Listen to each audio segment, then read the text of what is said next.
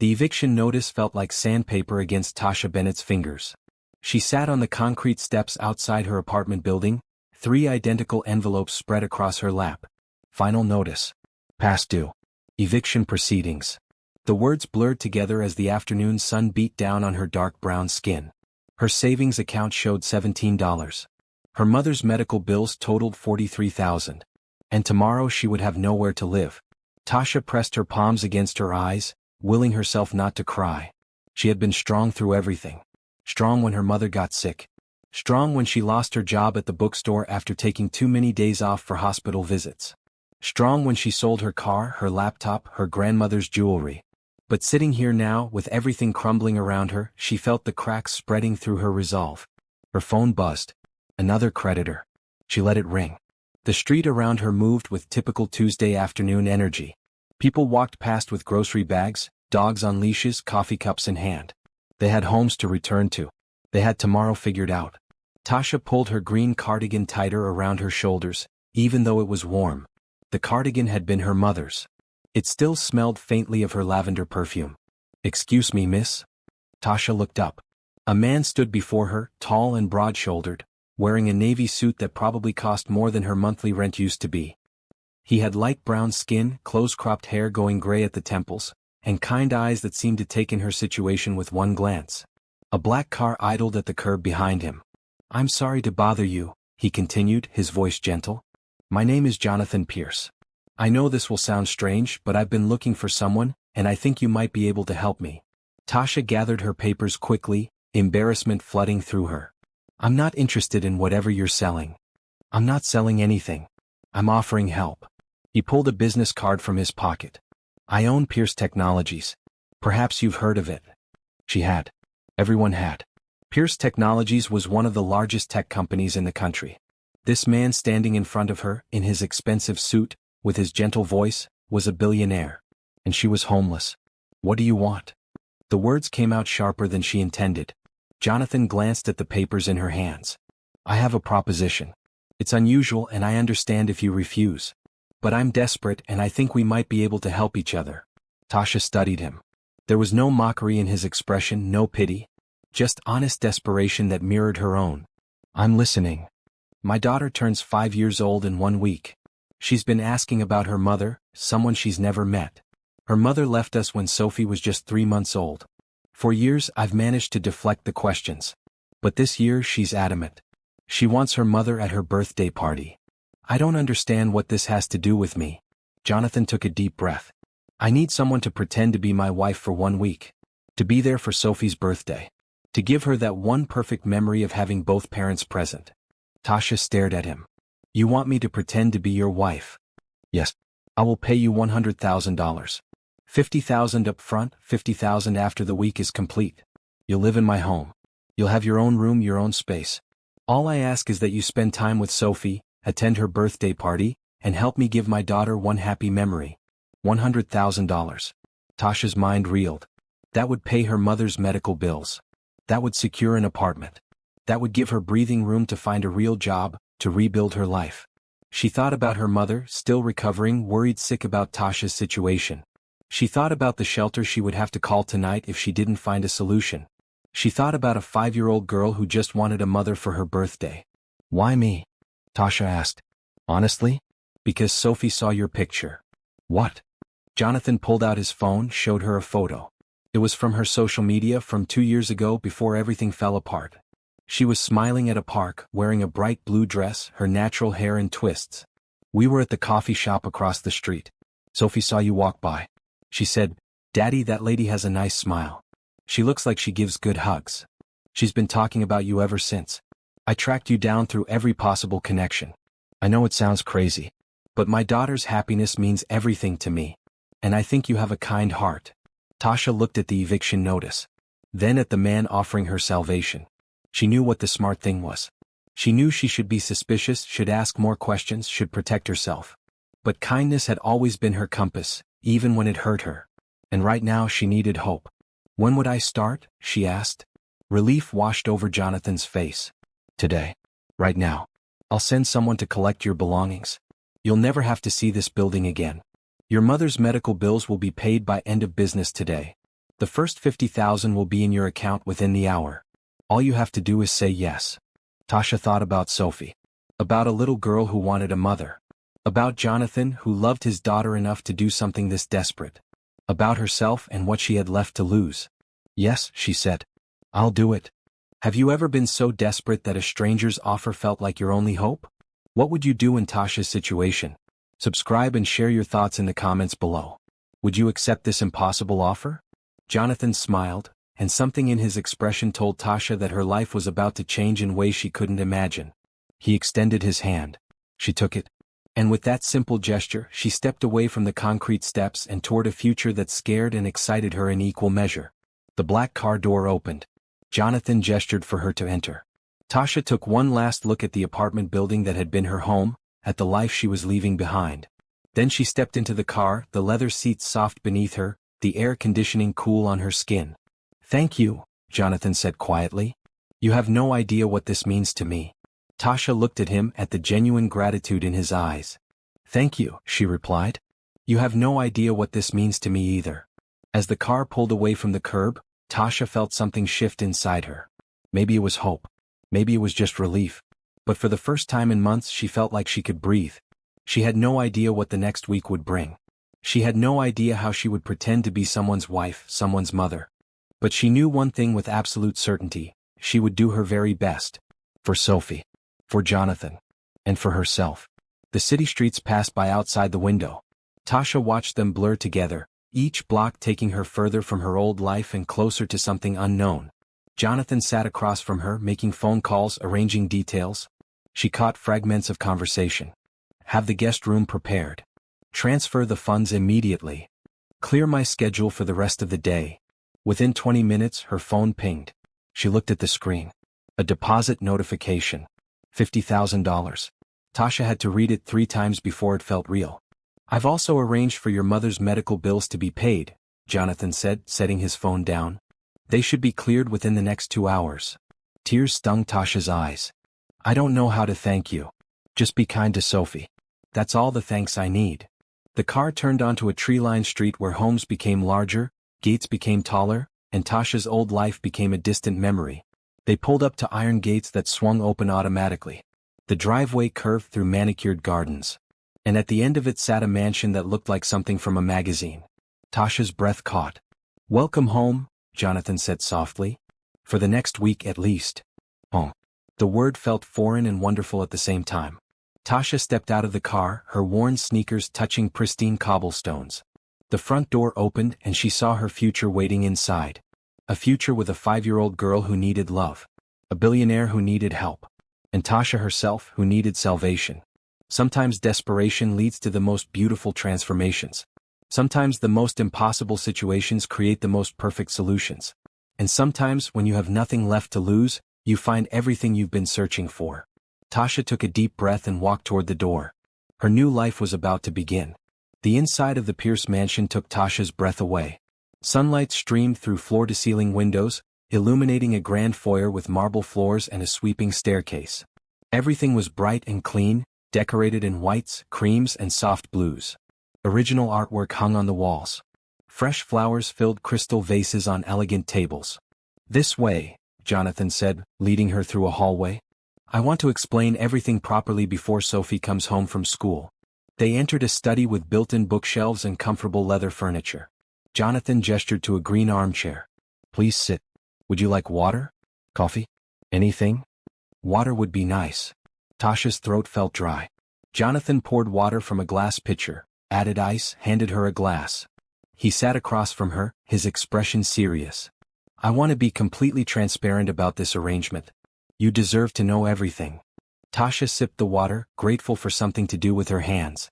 Sophie's mother left when our daughter was 3 months old, Jonathan began. Her name was Rebecca. We had what I thought was a good marriage.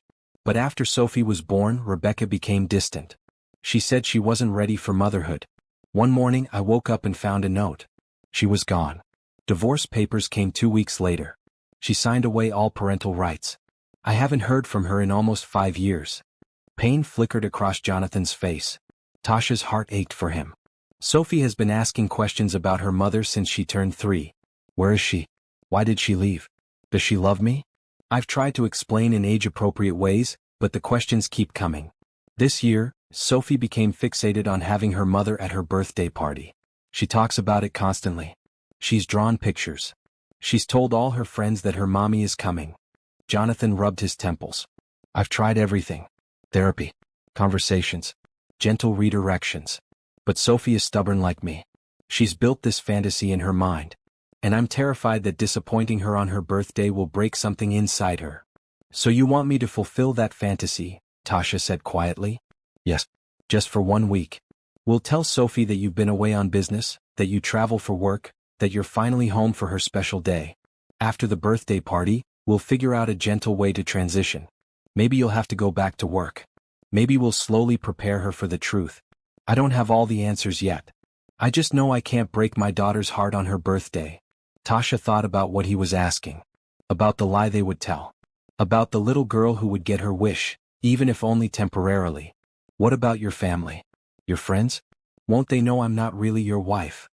My parents passed away years ago. I have a brother in Europe who I barely speak to. Most of my friends are business associates who won't question things. The household staff are loyal and discreet. They'll follow my lead. This is entirely contained within Sophie's world. Her school friends. Her birthday party. Her daily life at home. And after the week? Jonathan met her eyes. You'll receive the second payment. You'll be free to go. I'll help you find an apartment, set you up with job connections if you need them. You'll walk away with enough money to rebuild your life. And Sophie will have one beautiful memory of feeling loved by both parents. It sounded simple. But Tasha knew it wouldn't be. What if Sophie gets attached to me? What if leaving hurts her more? That's a risk I've considered, Jonathan admitted. But right now Sophie is hurting from absence. From questions without answers. From feeling abandoned. 1 week of presence, of love, of attention might be exactly what she needs to start healing. Even if it's not permanent. Tasha understood his reasoning. She also understood that this was a gamble with a child's emotions. But looking at Jonathan's desperate face, remembering her own desperation an hour ago, she realized they were both taking necessary risks. Tell me about Sophie, Tasha said. What is she like? What makes her happy? Jonathan's face softened immediately. She loves art. Drawing, painting, anything creative. She's obsessed with butterflies right now. She wants to be a scientist when she grows up so she can study them. She's incredibly smart, reads above her grade level. But she's also shy. It takes her time to warm up to people. Once she does, she's affectionate and funny and full of questions. What's her favorite color? Purple. Any shade of purple. Her room is decorated in purples and whites. Favorite food? Macaroni and cheese. The kind from the box, not fancy homemade. She also loves strawberries. And chocolate milk.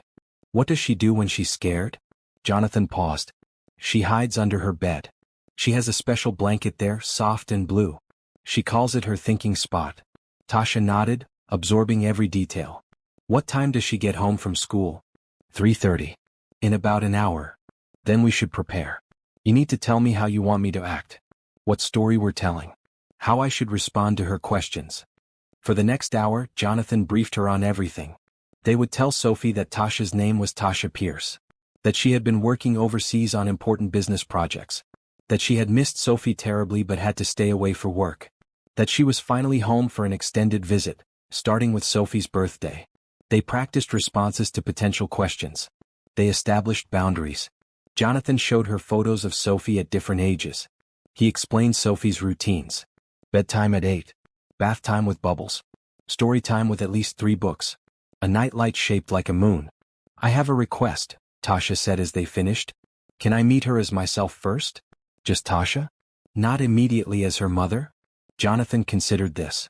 You mean ease into it? Yes. Let her get comfortable with me. Let her ask questions. Let the idea settle naturally instead of forcing it. That's wise. Yes.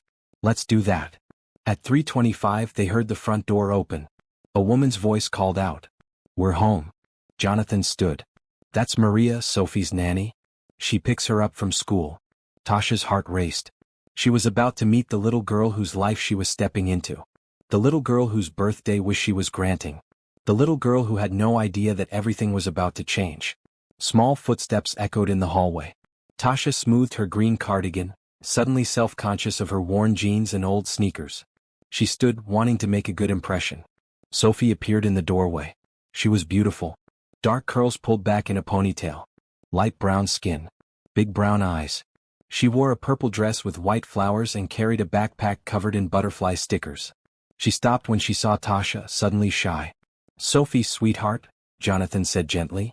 "This is Miss Tasha. She's going to be staying with us for a while." Sophie gripped her backpack straps. "Hi," she whispered. Tasha knelt down to Sophie's level. "Hi, Sophie. Your dad told me it's your birthday next week. That's very exciting." Sophie nodded, still cautious. "He also told me you like butterflies," Tasha continued. "Did you know that butterflies taste with their feet?" Sophie's eyes widened. "Really? Really? They land on flowers and can taste if the nectar is good just by standing on it." A small smile appeared on Sophie's face. "That's silly." "It is kind of silly. But also amazing. Nature is full of silly, amazing things."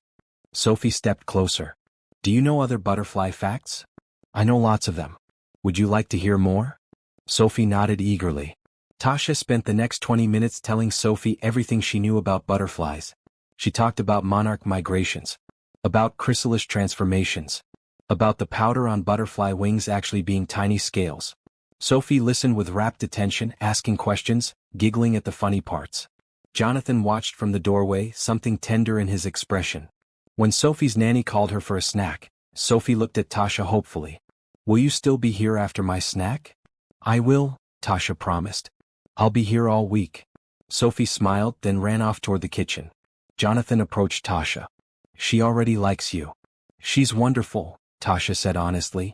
"Absolutely wonderful. Thank you for this. For accepting my offer. For being kind to her." "I'm not doing anything yet. We've barely started." "No.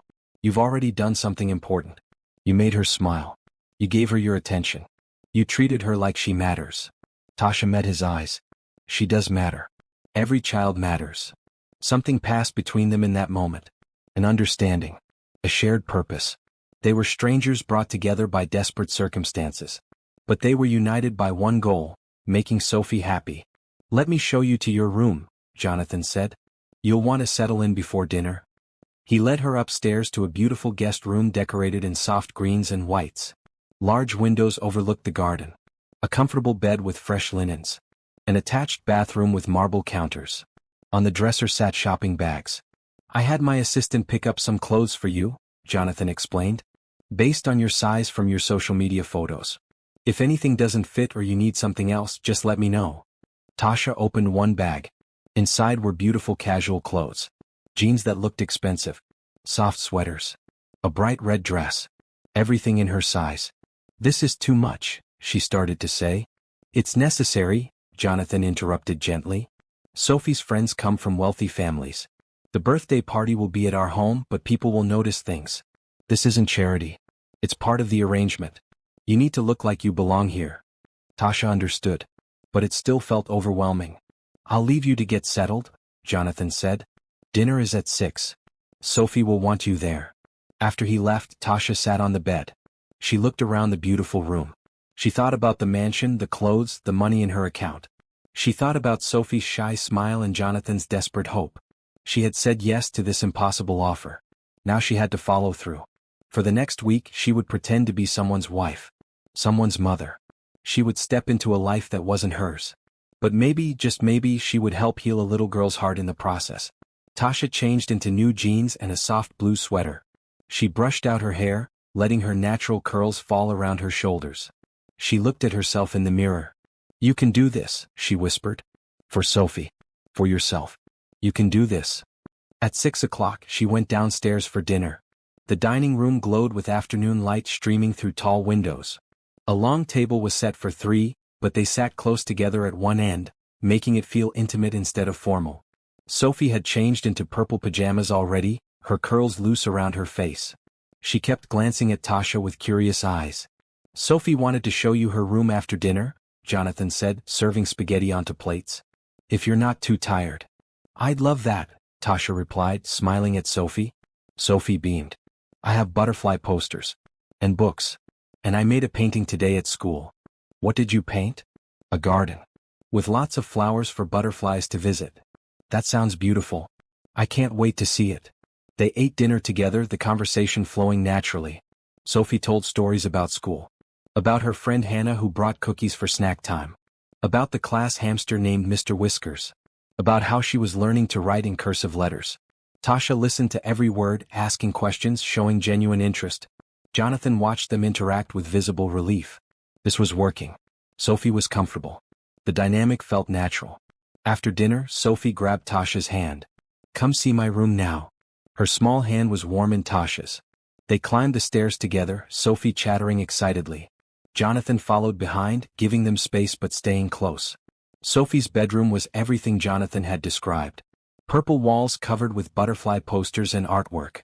White furniture with delicate details. Shelves full of books and toys. A reading corner with beanbags. Everything bright and cheerful and clearly designed with love. "This is your painting," Sophie said, pointing to a watercolor taped to the wall above her desk. It showed a colorful garden with butterflies, painted with the careful determination of a 5-year-old. The flowers were slightly lopsided. The butterflies were more blob-like than realistic. But it radiated joy. "Sophie, this is amazing," Tasha said honestly. "You're a real artist." Sophie glowed under the praise. She showed Tasha everything.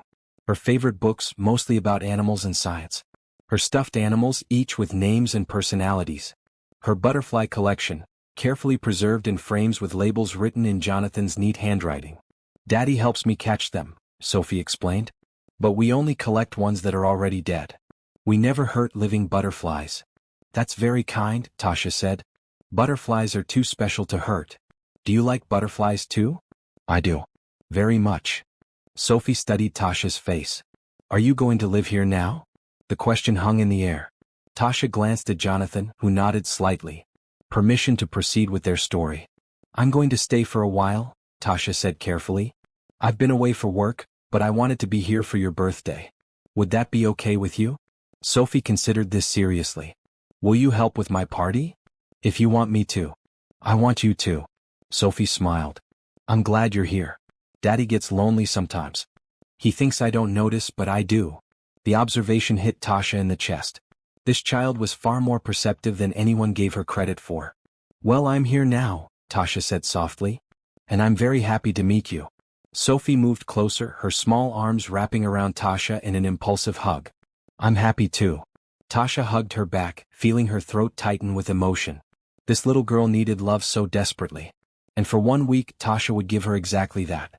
Jonathan watched from the doorway, his expression unreadable but his eyes suspiciously bright. After Sophie showed Tasha every treasure in her room, it was time for the bedtime routine. Bath time first. Sophie had a bathroom connected to her room with a tub shaped like a cloud. She insisted Tasha stay while she played with bath toys and made bubble beards. "I can make a bubble hat too," Sophie demonstrated, piling bubbles on top of her head. "Very fancy," Tasha laughed. "You should wear that to school. My teacher would think I'm silly." Being silly is good sometimes. After the bath, Sophie put on fresh purple pajamas. They went back to her room for story time. Sophie chose 3 books. One about butterflies, one about space, and one about a girl who made friends with a dragon. Tasha read all 3, doing different voices for the characters. Sophie giggled at her dramatic narration. Jonathan sat in the corner, pretending to read his phone but clearly listening to every word. When the 3rd book ended, Sophie yawned. "One more?" "It's bedtime, sweetheart," Jonathan said gently. Sophie's lower lip trembled. "But Tasha just got here." "I'll be here tomorrow," Tasha promised. "And every day this week. We'll read more books tomorrow night." "Do you promise?" "I promise." Sophie seemed satisfied with this. She climbed into her bed, pulling her purple comforter up to her chin. "Will you turn on my moonlight?" Tasha found the moon-shaped night light and switched it on. Soft white light filled the room. "Good night, Sophie," Tasha said. "Good night, Tasha." Sophie paused. "Can I ask you something?" "Of course." "Are you my mommy?" The question stopped time. Tasha looked at Jonathan, who had frozen in the doorway. This was the moment they hadn't prepared for. The moment where truth and fiction collided. Tasha sat on the edge of Sophie's bed. "What made you ask that? You look like the lady in my dreams. The one who reads me stories and makes me laugh. I've been dreaming about her for a long time. And now you're here." Tears stung Tasha's eyes. How did you answer a question like that? How did you give a child hope without building a foundation on lies? I'm someone who cares about you very much, Tasha said carefully. And I'm here because I want to be.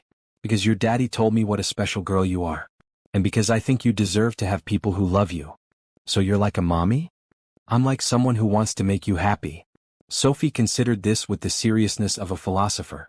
Okay, that's good enough. She closed her eyes, her breathing already evening out toward sleep. Tasha sat there for another minute, watching this beautiful child drift away. Then she stood quietly and followed Jonathan out of the room. In the hallway, Jonathan leaned against the wall. I'm sorry. I didn't think she would ask so directly. She's 5. 5-year-olds ask everything directly. You handled it well. Better than I would have. They walked downstairs together. The house felt different at night. Quieter. More intimate. In the living room, Jonathan poured himself a drink. Would you like something? Water? Something stronger? Tea would be nice. He made them both tea in the kitchen, the domestic gesture feeling strange but comfortable. They sat in the living room with their cups, the silence between them thoughtful rather than awkward. She likes you, Jonathan said eventually. More than I hoped she would. She's easy to like. Most people don't take the time to see that. They see a shy, quiet child. They don't see the brilliance underneath. Tasha thought about Sophie's observations, her careful questions, her artistic soul. She's extraordinary. She is. Jonathan stared into his tea. I worry constantly that I'm not enough for her. That she needs a mother figure. That my love alone isn't sufficient. Your love is everything, Tasha said firmly. She knows you adore her. That's what matters. But she still asks about her mother. Because children need to make sense of their world. It's not about you being insufficient. It's about her trying to understand why someone left. Jonathan looked at her with surprise. You're very wise. I'm just honest. They sat in comfortable silence for a while. The house was quiet except for the ticking of a grandfather clock in the hallway. Thank you for today, Jonathan said eventually. For being patient with Sophie. For reading to her. For making her laugh. You didn't have to be so kind. Yes, I did, Tasha replied. That's who I am. I don't know how to be unkind to children. Still. Thank you. Tasha finished her tea. The day had been longer than any in recent memory. She was emotionally exhausted but also strangely fulfilled. I should go to bed. What time does Sophie wake up? Around 7. She'll want breakfast with you. Then I'll be up by 6:30. You don't have to do that. Yes, I do. If I'm going to do this, I'm going to do it right. Jonathan smiled, something warm and genuine. Sophie is lucky to have you. Even if it's only for a week. Tasha stood to leave, then paused. Jonathan? Why did you really choose me? It wasn't just because Sophie saw my picture, was it? He met her eyes. No. It was because when I looked you up, I saw someone who volunteered at children's hospitals. Someone who started a book drive for underprivileged schools. Someone who, despite having very little, always found ways to give. I needed someone kind. And you are the kindest person I could find. The words settled over Tasha like a blanket. Someone had seen her. Really seen her. Not just her desperate circumstances but her heart. Good night, Jonathan, she said softly. Good night, Tasha. She climbed the stairs to her room, her mind full of the day's events. She changed into comfortable pajamas from the shopping bags, soft cotton in a light green color. She brushed her teeth, washed her face, and climbed into the most comfortable bed she'd ever experienced. Through the walls, she could hear the house settling. Somewhere down the hall, Sophie was sleeping, dreaming her butterfly dreams. Downstairs, Jonathan was probably still sitting in the living room, processing everything. And here, in this beautiful room that wasn't really hers, Tasha lay awake thinking about the week ahead. About the little girl who needed love. About the man who was trying so hard to be everything his daughter needed. About herself and the role she had agreed to play. She thought about Sophie's question. Are you my mommy? Tasha had given the only answer she could. An answer that was true without being cruel. An answer that left room for hope without building castles on lies. But lying there in the dark, she wondered what would happen when the week ended. When she had to leave. When Sophie realized that even this temporary mother figure was temporary. Would it hurt more than never having anyone at all? Tasha pushed the thought away. She couldn't control the future. She could only control now. And right now she had promised to be here. To be kind. To give Sophie one perfect week. That would have to be enough. She closed her eyes and let sleep take her, her last thought a prayer that she wouldn't break a little girl's heart.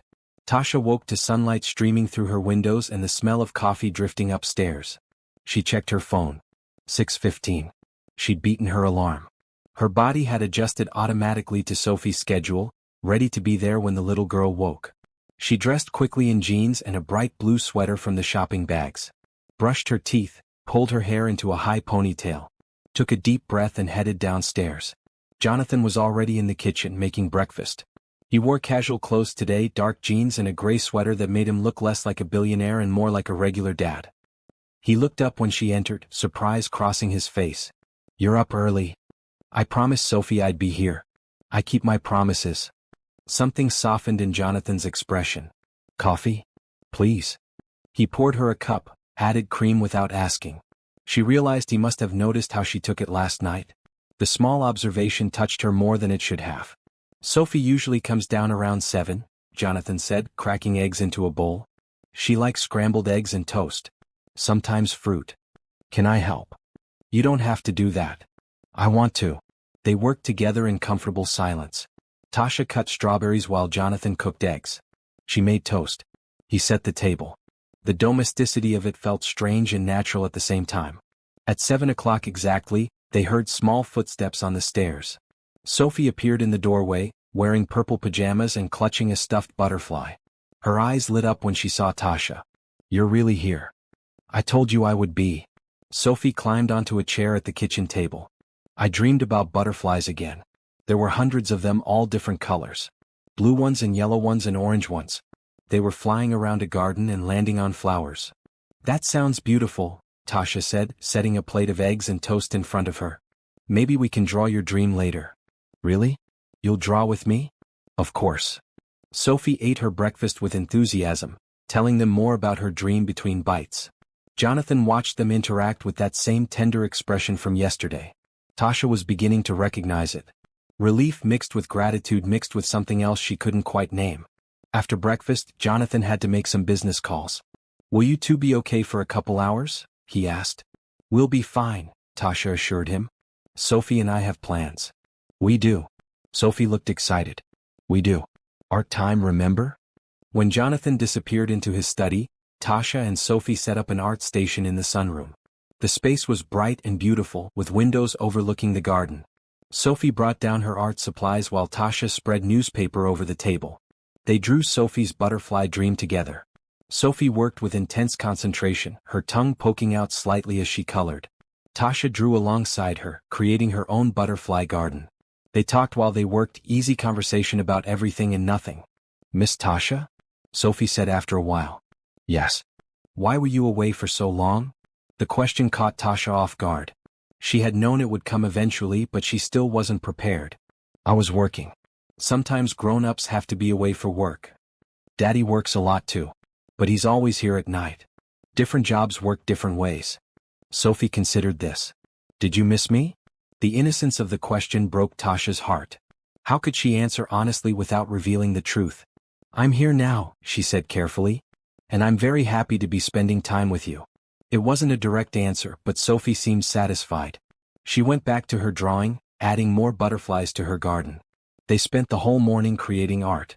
Sophie showed Tasha how to blend colors. Tasha showed Sophie how to draw butterfly wings symmetrically. They made a mess with paint and glitter. They laughed when Sophie accidentally put a blue handprint on Tasha's sweater.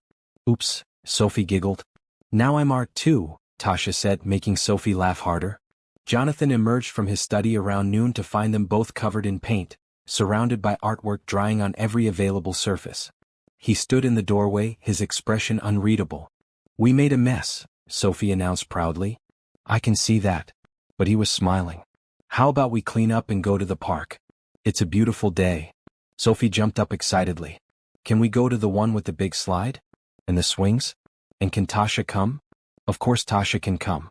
That's why I suggested it." They cleaned up the art supplies and themselves. Sophie changed into a purple dress with white butterflies. Tasha kept her paint-stained sweater because it made Sophie laugh. Jonathan drove them to a park across town, one with elaborate playgrounds and walking trails. Sophie ran ahead to the playground equipment while Jonathan and Tasha followed at a slower pace. Other families were there, children playing, parents watching. They looked like they belonged. Just another family on a Tuesday afternoon. "Push me on the swings," Sophie called. Tasha pushed her higher and higher, until Sophie's laughter rang out across the playground. Jonathan took photos on his phone, capturing moments that looked so real Tasha almost forgot they were pretending. A woman approached with a daughter around Sophie's age. "Sophie, is that you?" Sophie jumped off the swing. "Hannah, hi." The two girls hugged. The woman, presumably Hannah's mother, smiled at Tasha and Jonathan. "You must be Sophie's parents." "I'm Jennifer, Hannah's mom. The girls are in class together." "Nice to meet you," Jonathan said smoothly. "This is my wife, Tasha." Tasha's heart skipped at the word wife, but she smiled naturally. "It's wonderful to meet you. Sophie talks about Hannah all the time." "Hannah talks about Sophie too." Jennifer looked at Tasha with interest. "I don't think I've seen you at school pickup before." "I travel a lot for work," Tasha said, using their prepared story. "I'm home for an extended visit now." "Well, it's lovely to meet you. We should set up a playdate sometime. The girls are inseparable at school." "That would be wonderful." Jennifer and Hannah left after a few more minutes of polite conversation. Sophie came running back, her face flushed with happiness. "Can Hannah come to my birthday party?" "She's already on the guest list," Jonathan assured her. They spent another hour at the park. Sophie played while Tasha and Jonathan sat on a bench nearby. The afternoon sun was warm. The air smelled like fresh-cut grass.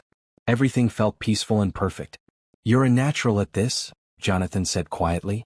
"At what?" "Being a mother." You knew exactly what to say to Jennifer. You knew how to make Sophie laugh. You knew when to push her on the swings and when to let her play independently. "I'm just treating her like a person. Kids aren't complicated. They just want attention and kindness." "It's more than that. You genuinely care about her. I can see it." Tasha watched Sophie climb the playground structure, her purple dress bright against the blue sky. "She's easy to care about." "Not everyone thinks so." Rebecca found her exhausting. "My ex-wife used to complain that Sophie needed too much attention, asked too many questions, required too much patience. Then Rebecca didn't deserve her." The words came out sharper than Tasha intended. Jonathan looked at her with surprise. "Sorry," Tasha said. "That wasn't my place." "No, you're right. Rebecca didn't deserve her. And Sophie deserves someone who sees how special she is." They sat in silence for a moment watching Sophie play. Other children had joined her on the playground equipment. She was showing them how to cross the monkey bars, her natural shyness fading in the comfort of play. "Can I ask you something?" Tasha said. "Anything." "What happens after this week?" "Not to me, I understand that part. But to Sophie. How are you going to help her process this?" Jonathan sighed. "I've been working with her therapist. We have a plan. We'll tell her you have to go back to work. That you'll visit when you can, but your job requires travel. Over time, we'll gently transition her understanding. Help her process that not all families look the same. That love doesn't require constant presence." "You've thought this through." "I've thought about nothing else for weeks. This isn't just about giving her a happy birthday. It's about helping her understand that she's loved, even if the traditional family structure isn't there." Tasha appreciated his honesty. His willingness to think long-term about Sophie's emotional well-being. Too many parents focused only on immediate happiness without considering future consequences. Sophie ran back to them out of breath and beaming. "I'm hungry." "Then let's go home and make lunch," Jonathan said. On the drive back, Sophie chattered about her playground adventures. About the new friend she made. About how high she swung. About the butterflies she saw near the flowers. Her energy was infectious. At home they made lunch together. Grilled cheese sandwiches and tomato soup. Sophie insisted on helping, carefully spreading butter on bread slices. They ate in the kitchen, casual and comfortable. After lunch, Sophie started yawning. "I'm not tired," she insisted even as her eyes drooped. "How about quiet time?" Tasha suggested. "We can read books in your room." "Will you read to me?" "Of course." They went upstairs to Sophie's room. Sophie chose 3 books from her collection and climbed into bed, even though it was only 2 in the afternoon. Tasha sat beside her, reading softly. Before the second book ended, Sophie was asleep, her head on Tasha's lap. Tasha sat there for a while watching her sleep. This beautiful, sweet, intelligent child who had been abandoned by the person who should have loved her most. Who had built fantasies about a mother who never came back. Who deserved so much more than she'd been given. Tasha carefully moved Sophie's head to a pillow and covered her with a blanket. She slipped out of the room quietly, leaving the door cracked. Jonathan was waiting in the hallway. She fell asleep? Out like a light. The park tired her out. "Thank you for today. For the art." For the park. For just being present. You keep thanking me. You don't have to do that. Yes, I do. You're giving my daughter something priceless. The least I can do is acknowledge it. They stood in the hallway, something unspoken hanging between them. Tasha was acutely aware of how close they were standing. How his eyes seemed to really see her. How her heart beat a little faster when he smiled. I should let you get back to work, she said, breaking the moment. Actually, I'm done for the day. I cleared my schedule this week to spend time with Sophie. With both of you. That's good. She needs that. Would you like to help me plan her birthday party? I have ideas, but I'm not particularly creative with these things. I'd love to help. They spent the afternoon planning together. Going through party supply catalogs. Discussing themes. Sophie wanted butterflies, of course, so they planned everything around that. Purple and white decorations. Butterfly-shaped cookies. A cake designed to look like a garden. Party games involving caterpillar races and wing decorating. Tasha sketched out ideas while Jonathan took notes. They worked well together, their ideas building on each other naturally. Time passed without Tasha noticing, the afternoon slipping away in comfortable productivity. Sophie woke up around 4, refreshed and energetic. She joined them in the planning, adding her own ideas. She wanted face painting. She wanted butterfly balloons. She wanted a treasure hunt where guests searched for hidden plastic butterflies. That's a great idea, Tasha said. We can make it educational too. Each butterfly can have a fact attached, and whoever collects the most learns the most about butterflies. Sophie's face glowed. I love that. They ordered dinner instead of cooking, Chinese food that Sophie picked out. They ate in the living room, sitting on the floor around the coffee table like it was a picnic. Sophie showed them both how to use chopsticks properly, giggling when Jonathan dropped his noodles.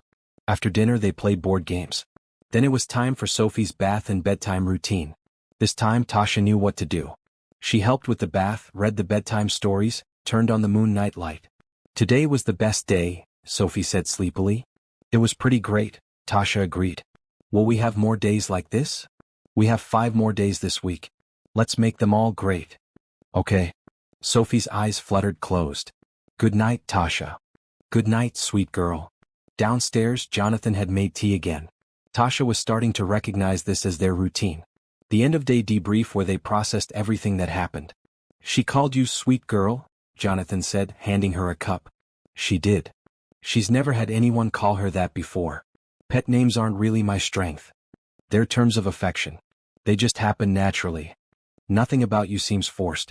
Everything you do with Sophie feels genuine. Because it is genuine. I care about her. After one day? After 1 minute. The moment she walked into that room yesterday with her butterfly backpack and her shy smile, I cared. That's just how I'm built. Jonathan studied her over his teacup. You're remarkable. You know that.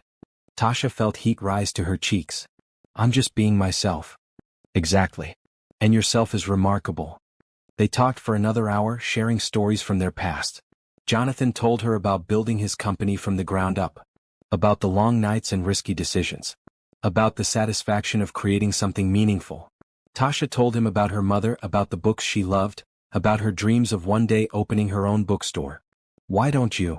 Jonathan asked. After this week. Use the money to start your bookstore. I don't know anything about running a business. You can learn. I could help you. Business plans, financing, location scouting. It's not as complicated as you might think. The offer was generous. But Tasha couldn't think that far ahead yet. The week had barely started and she was already too emotionally invested. Thinking about after felt dangerous. Maybe, she said noncommittally. Jonathan seemed to understand. He didn't push. They finished their tea in comfortable silence, the house quiet around them. That night, lying in her comfortable bed, Tasha thought about the day.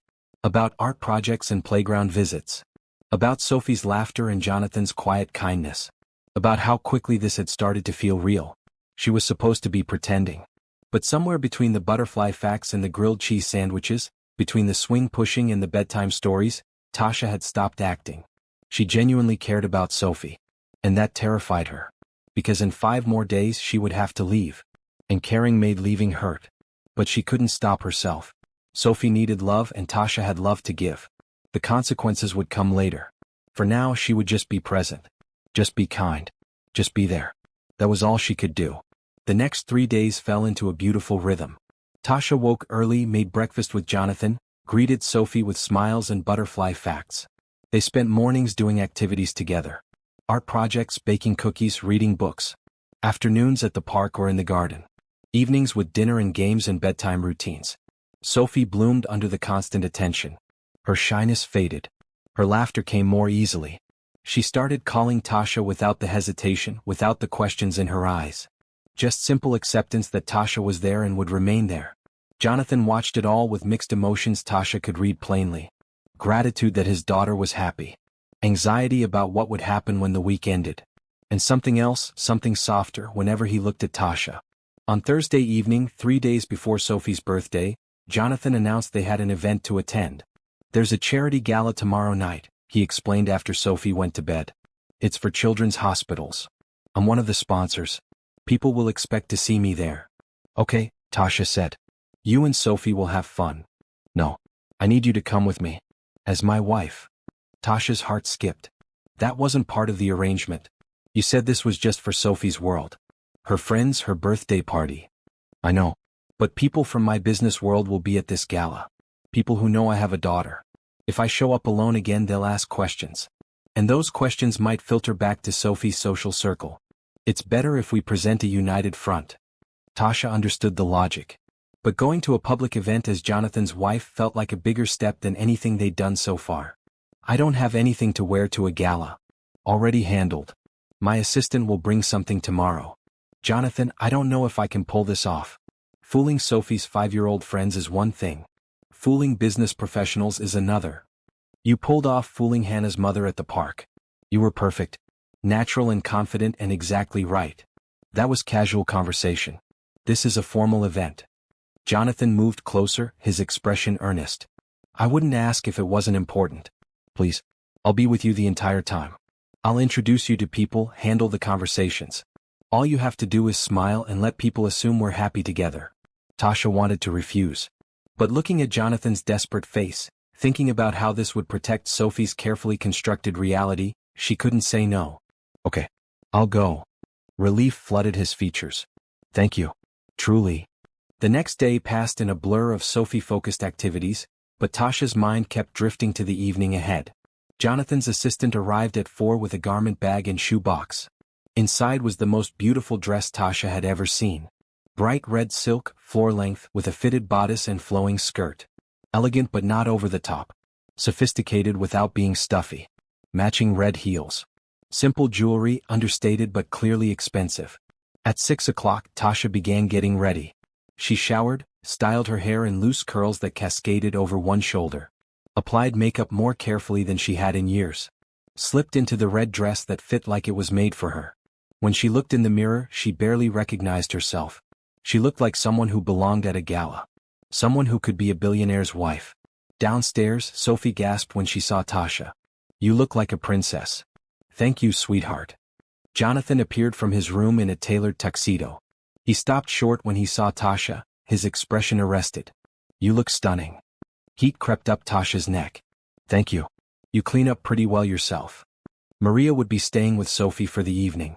They said goodnight to her, promising to tell her all about the party tomorrow. Sophie hugged them both, and for a moment they really were just parents heading out for an evening. The car ride to the gala was quiet. Tasha's nerves increased with every mile. Jonathan seemed to sense her anxiety. "Just be yourself," he said softly. "That's all you need to do. What if someone asks specific questions about our marriage? About how we met? About our history? We met at a technology conference 5 years ago. You were there representing a publishing company interested in educational software. We dated for 6 months before I proposed. We got married in a small ceremony because you preferred intimate gatherings. You travel frequently for your consulting work with various publishers. We make it work because we love each other." Tasha absorbed the prepared story. It was detailed enough to be believable but vague enough to avoid scrutiny. "You've thought about this." "I've thought about everything. I couldn't ask you to do this without preparation." The gala was held at a hotel ballroom downtown. They pulled up to a red carpet entrance with photographers and other elegantly dressed attendees. Jonathan came around to open Tasha's door, offering his hand to help her out. The moment felt cinematic. Cameras flashed. People turned to look. Jonathan's hand was warm and steady in hers. "Ready?" he asked quietly. "No. But let's do this anyway. They walked into the ballroom together. The space was magnificent, decorated in golds and whites. Crystal chandeliers. Round tables with elaborate centerpieces. A small orchestra playing soft jazz. Waiters circulated with champagne and appetizers. Immediately, people approached Jonathan. Business associates, fellow sponsors, hospital administrators. Jonathan introduced Tasha to each one, his hand never leaving the small of her back. Protective. Possessive. Exactly like a devoted husband. So wonderful to finally meet you, one woman gushed. Jonathan talks about you and Sophie all the time. Tasha smiled. He's devoted to our daughter. We both are. It must be hard with your travel schedule. It is. But we make it work. Family comes first. The woman seemed satisfied with this answer. Throughout the evening, similar conversations repeated. People curious about Jonathan's mysterious wife who they'd heard about but never met. Tasha navigated each interaction with grace she didn't know she possessed. Jonathan stayed close just as he'd promised. His presence was reassuring. When conversation lagged, he smoothly redirected. When questions became too personal, he deflected with charm. They moved through the crowd like a team, synchronized and natural. During dinner, they sat at a table with other major sponsors.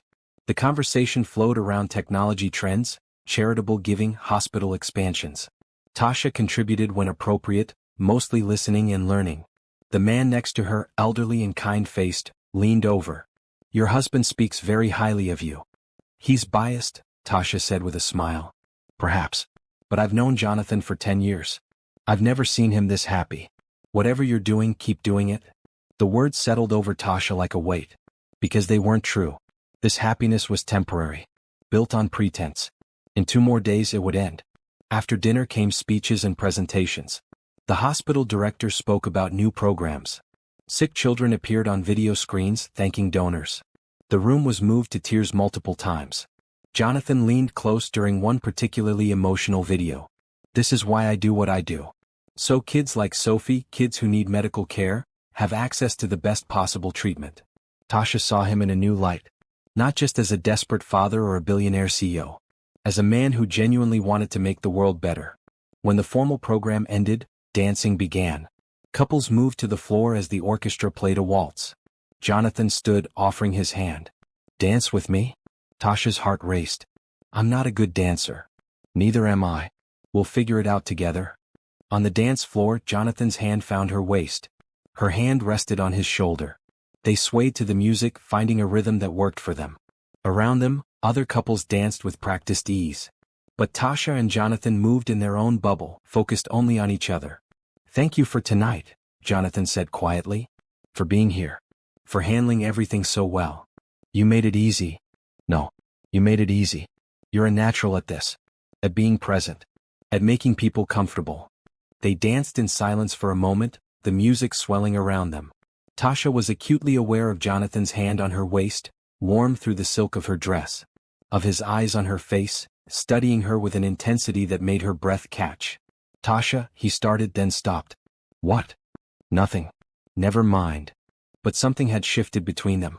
Something beyond their arrangement. Beyond pretense. Something real and dangerous and impossible to ignore. The song ended. They returned to their table.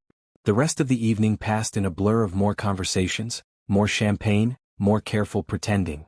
By the time they left, Tasha's feet ached and her smile felt permanent. In the car, she slipped off her heels with a sigh of relief. I don't know how people do this regularly. Jonathan laughed. They have more practice. You were perfect tonight. Better than perfect. I just followed your lead. No. You were yourself. And yourself is exactly right. At home, they found Sophie asleep on the couch, clutching her stuffed butterfly. Maria had fallen asleep in the armchair nearby. Jonathan gently woke his nanny, thanked her, sent her home. Then he carefully picked up Sophie. I've got her, he whispered. Tasha followed them upstairs. They tucked Sophie into bed together, a team even in this small domestic moment. Sophie stirred slightly but didn't wake. Just sighed contentedly and burrowed deeper into her purple blankets. In the hallway, Jonathan turned to Tasha. Tonight meant more than you realize. People see me differently now. Not as the workaholic single father. As someone balanced. Someone who has a partner. But it's not real. No. But it felt real. Didn't it? Tasha couldn't answer that. Because yes, it had felt real. Terrifyingly real. She had forgotten she was pretending. Had forgotten this was temporary. Had let herself feel things she had no business feeling. "Good night, Jonathan," she said, needing space to process everything. "Good night, Tasha." In her room, Tasha carefully hung up the red dress. She removed the jewelry, washed off the makeup, let down her hair. But she couldn't wash away the memory of Jonathan's hand on her waist. His eyes meeting hers across the ballroom. His quiet thanks and genuine admiration. She climbed into bed, her mind racing. Tomorrow was Saturday. Sophie's birthday party was Sunday. Which meant Monday the arrangement would end. She would take her second payment and leave. The thought made her chest ache. Somewhere along the way this had stopped being just a job. Just a transaction. It had become something real. Sophie had become someone she genuinely cared about. Someone she would miss terribly when she left. And Jonathan had become someone who made her heart race. Someone whose smile affected her far more than it should. Someone she was dangerously close to having real feelings for. This was supposed to be simple. A week of pretending. Money to rebuild her life. A clear transaction with defined boundaries. But nothing about this felt simple anymore. Tasha closed her eyes, willing sleep to come. Tomorrow would bring new challenges. Sophie's growing attachment. The birthday party preparations. The looming goodbye. Tonight she would just rest. Just be grateful for the beautiful evening. Just acknowledge that sometimes, the best pretending happens when you stop pretending at all. Saturday morning arrived with rain. Soft, steady rain that tapped against the windows and made the whole house feel cozy. Tasha woke to find a note slipped under her door. "Sophie wants to make her birthday cake today. Join us in the kitchen whenever you're ready. No rush. Jay." Tasha smiled at the note, then dressed quickly. Jeans and a comfortable green sweater. She found Jonathan and Sophie in the kitchen, already pulling out mixing bowls and ingredients. "Tasha," Sophie called excitedly, "we're making my butterfly cake. Daddy says you can help."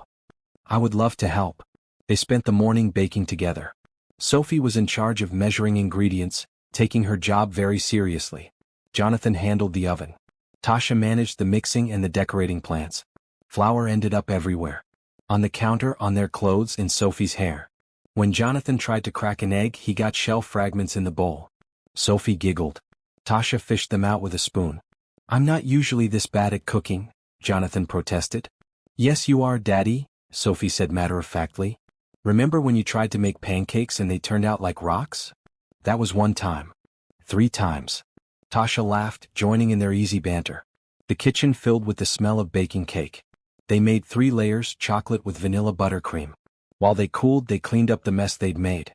After lunch, they assembled the cake. Tasha had sketched a design the night before. A garden scene with butterflies. They used green frosting for grass, colorful flowers made from fondant, and delicate butterflies cut from edible paper. Sophie watched with fascination as Tasha carefully placed each element. "It's so pretty. It will be even prettier when we're done.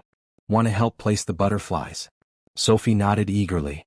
Together, they positioned butterflies across the cake, creating the illusion of a garden in full bloom. Jonathan took pictures documenting the process. When they finished, they stood back to admire their work. The cake was beautiful, far better than Tasha expected. The colors were vibrant. The design was charming. It looked professional despite being homemade. "This is the best birthday cake ever," Sophie declared. "We still have to taste it," Jonathan pointed out. "Can we have a piece now?" Sophie asked hopefully. "After dinner," Jonathan said. "If we eat it now, there won't be any left for your party tomorrow." Sophie pouted but accepted this logic. They carefully moved the cake to the refrigerator, handling it like precious cargo. The rain continued through the afternoon. They decided to have a movie day, building a fort in the living room with blankets and pillows. Sophie chose an animated movie about butterflies, naturally. They made popcorn and hot chocolate. Cuddled under blankets in their fort, watching the movie, Tasha felt something dangerous. Contentment. Belonging. Like this was her family, her life, her home. Sophie sat between her and Jonathan, holding both their hands. She laughed at the funny parts of the movie.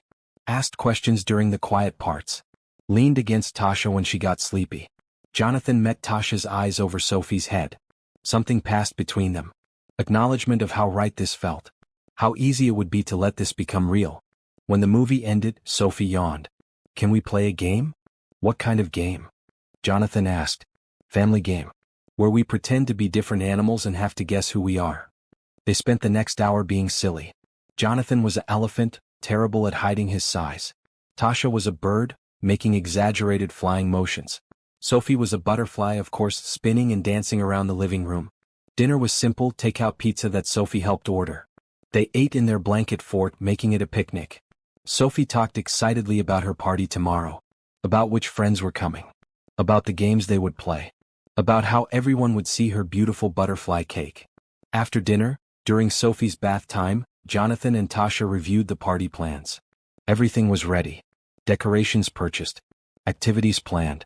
Goodie bags assembled. All that remained was the actual event. Are you nervous? Tasha asked. About the party? No. About after the party?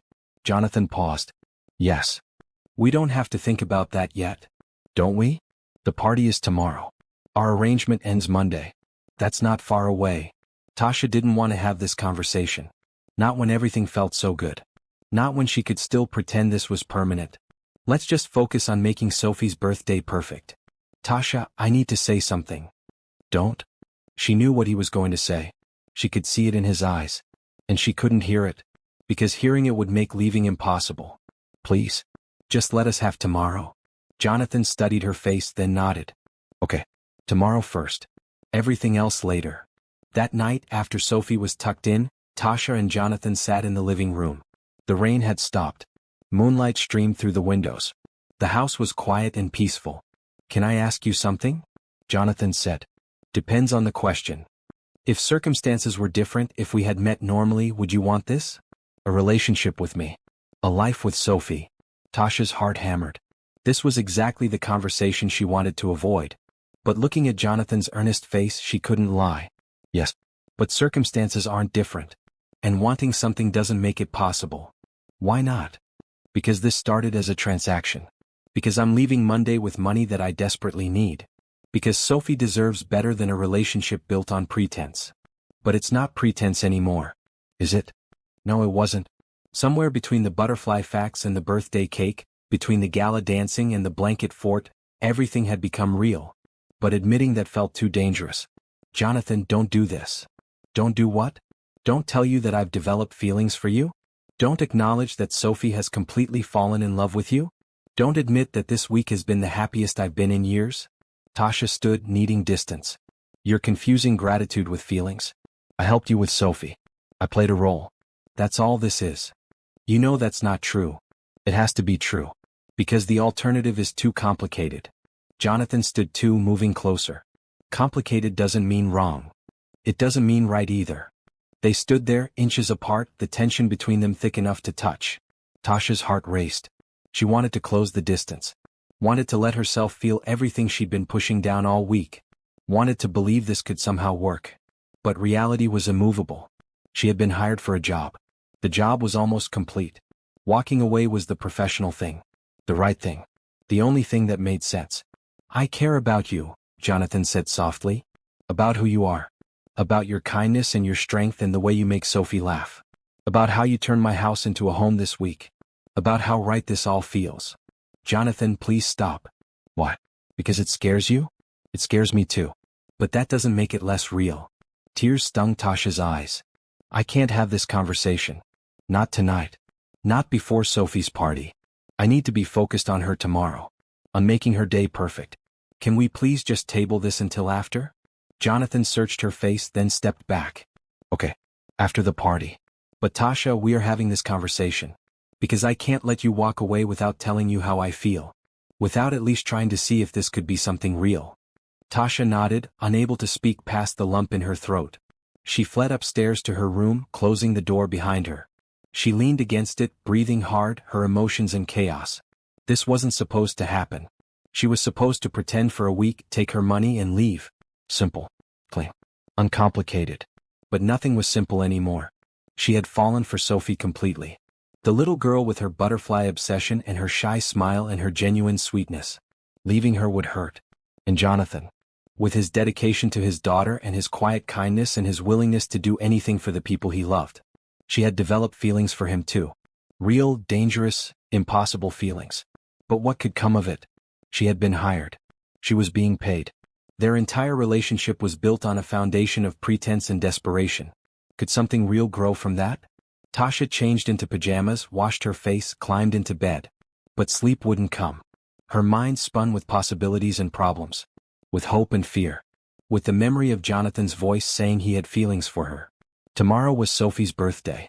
That had to be the focus. Making a 5-year-old's dream come true. Everything else could wait. Had to wait. Even if waiting felt impossible. Sunday morning dawned bright and clear, as if the universe knew it needed to cooperate for Sophie's special day. Tasha woke early, nerves and anticipation mixing in equal measure. Today was the reason for all of this. The culmination of the week's pretending. Sophie's birthday party. She found Jonathan already up, arranging decorations in the backyard. Purple and white streamers hung from trees. Butterfly balloons floated at various heights. Tables were set up with butterfly-themed centerpieces. A bounce house shaped like a garden was being inflated by workers. "You've been busy," Tasha said, carrying 2 cups of coffee out to him. "Couldn't sleep," Jonathan admitted, taking a cup gratefully. "Wanted everything perfect." "It already is. Sophie will love this." They worked together to finish the setup. Tasha arranged the craft station where kids would decorate butterfly wings.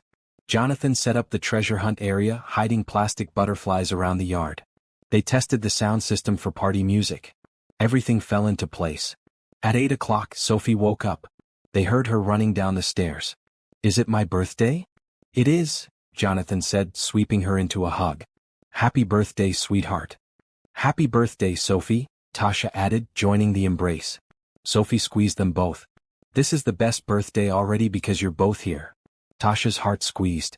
This beautiful child, so happy with simple presents. With being seen and loved and celebrated. They made Sophie's favorite breakfast, chocolate chip pancakes with whipped cream. She wore her birthday crown, a sparkly purple tiara they'd bought earlier in the week. She chattered about the party, about her friends coming, about the games they'd play. "What time do people arrive?" Sophie asked for the 3rd time. 2 o'clock, Jonathan said patiently. "We have plenty of time." "But I'm excited now." "I know, baby. How about we get you dressed in your party outfit and then you can help with final preparations?" Sophie agreed enthusiastically. Tasha helped her into the new purple dress they'd picked out together. It was perfect, with sparkly butterfly details and a full skirt that twirled. Sophie wore white shoes and butterfly hair clips. She looked like a princess. At 1:30, the caterers arrived with food. Butterfly-shaped sandwiches, fruit arranged like a garden, vegetable sticks with colorful dips. The beautifully decorated cake took pride of place on the dessert table. Everything looked magazine-worthy. Guests started arriving at 2. Children in party clothes, parents bearing gifts. Tasha and Jonathan greeted everyone together, playing their roles as Sophie's parents perfectly. No one questioned their relationship. They simply accepted the happy family they presented. Sophie was in her element. She showed her friends the backyard decorations. She introduced them to Tasha with pride. "This is my mommy. She came home for my birthday." Each time Sophie said it, Tasha felt a knife twist in her chest. Because tomorrow this would end. Tomorrow, Sophie would have to learn that even this temporary mother figure was leaving. But today wasn't about tomorrow. Today was about making this little girl's dream come true. What would you sacrifice to make a child happy? Sometimes love means giving everything even when it breaks your heart. Drop a comment if you believe kindness matters most. Don't forget to subscribe for more emotional stories. The party activities went perfectly. The treasure hunt had children running around the yard, collecting butterflies and reading facts. Sophie collected the most, beaming with pride. The craft station was a huge hit, with every child decorating their own butterfly wings to take home. Face painting turned everyone into butterflies, ladybugs, and flowers. The bounce house never stopped bouncing. Music played. Children laughed. Parents mingled. Tasha watched it all with bittersweet joy. This was what childhood should look like. Happiness and celebration and endless possibility. Sophie deserved this always, not just for one day. Jonathan found her during a quiet moment. "You okay?" "Just taking it all in." "She's having the time of her life." "She is." "You did good, Jonathan. This party is perfect." "We did good. I couldn't have done this without you." They watched Sophie together, this child who had brought them into each other's lives. She was surrounded by friends, covered in face paint, wearing her butterfly wings, absolutely radiant with happiness. At 4 o'clock it was time for cake. Everyone gathered around the dessert table. They sang happy birthday. Sophie closed her eyes to make a wish before blowing out her candles. Tasha wondered what she wished for. Probably something impossible. Something beautiful. The cake tasted as good as it looked. Rich chocolate with perfect buttercream. Children and parents alike praised it. Sophie saved her a piece for later, wanting to preserve the beautiful decorations a little longer. Gifts came next. Sophie opened each one with genuine gratitude, thanking the gift giver properly. Books about butterflies, art supplies, science kits. Each gift was perfect for her interests. She was blessed with good friends who really knew her. By 6 o'clock, the party wound down. Parents collected tired, happy children. Goodbyes were exchanged. Thank yous repeated. Sophie hugged each friend goodbye, her energy finally flagging. When the last guest left, Sophie flopped onto the grass. That was the best party ever. I'm glad you enjoyed it, Jonathan said, sitting beside her. Can we do it again next year? We can absolutely have another party next year.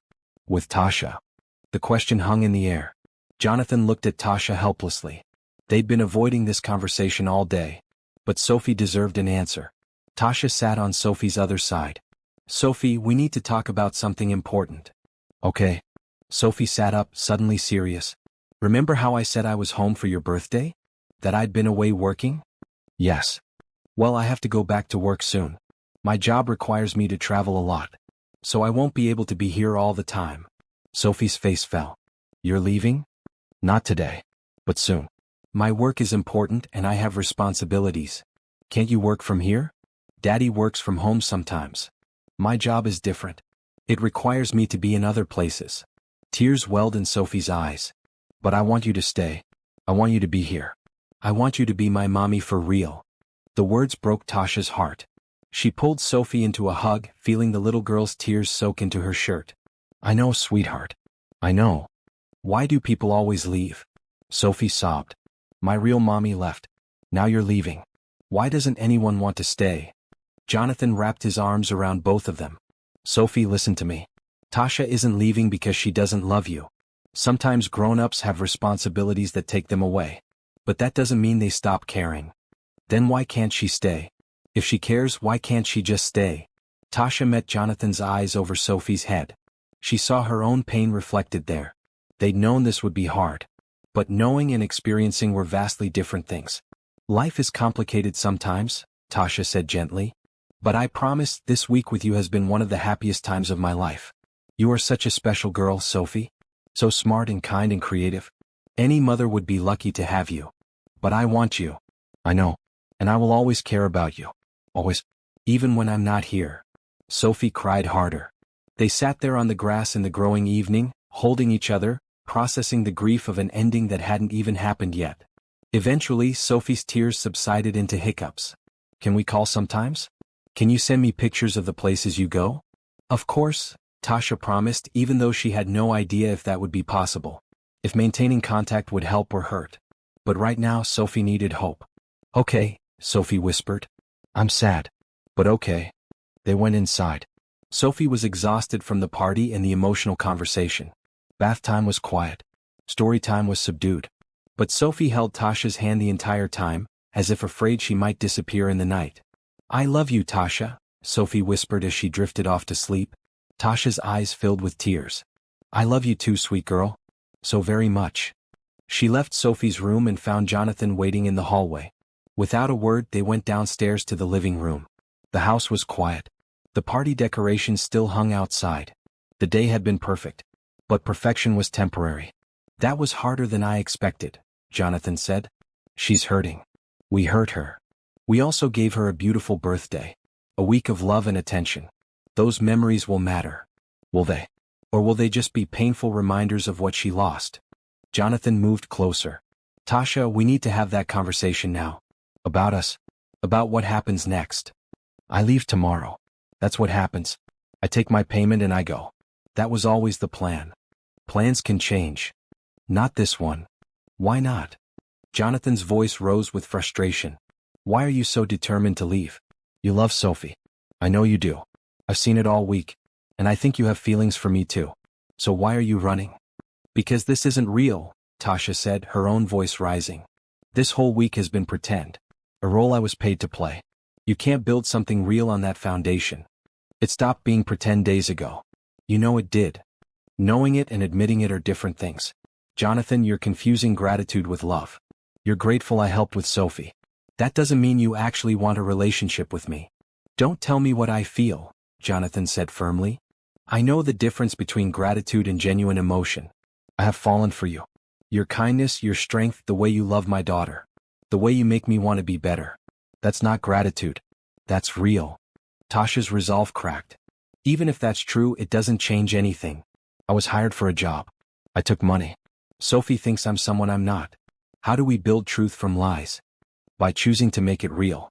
By deciding that what started as an arrangement became something more. People fall in love in unconventional ways all the time. Why can't this be one of them?